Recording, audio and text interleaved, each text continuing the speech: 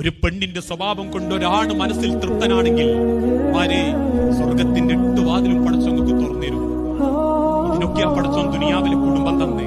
അല്ലാതെ കുറെ തിന്ന് ജീവിക്കുക, നേരം വെളുക്കുക, ഓൾ അടുക്കളയിൽ നിന്ന് അധ്വാനിക്കുക, നമ്മളിങ്ങനെ തിന്നുപോവുക, അല്ലെ നമ്മളിങ്ങനെ അധ്വാനിക്കുക, ഓളങ്ങനെ കുറെ അടുക്കളയിൽ നിന്ന് ഉണ്ടാക്കുക, പിന്നെ മക്കൾ നോക്കുക, ആർക്കും ഒരു ഉപകാരവും ഇല്ലാണ്ട് മാസത്തിൽ ഒരിക്കൽ പോലും തമ്മത്തൊടാണ്ട് കിടന്നുറങ്ങുക, അതിന്റെ അടുത്ത് കുറെ സൂക്കേട് വരിക, കുറെ കുളി കുടിക്കുക, അങ്ങനെ അങ്ങ് മരിച്ചു പോവുക.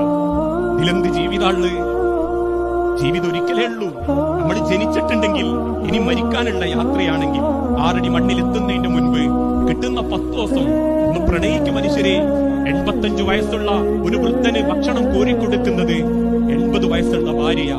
ആയുസ്സുള്ള കാലത്ത് നല്ലോണം നോക്കിയ, ആയുസില്ലാത്ത കാലത്ത് പടച്ചോൻ നമുക്കൊരു സംരക്ഷണം തരും ഏതെങ്കിലും വഴിക്ക്. ആയുസ്സുള്ള കാലത്ത് മുതലും ആഗ്രഹിച്ച് പരക്കം പാഞ്ഞ് തമ്മത്തല്ലി ജീവിച്ച അവസാന കാലത്തൊരാൾക്ക് വെള്ളം ഏത് കൈമന്ന്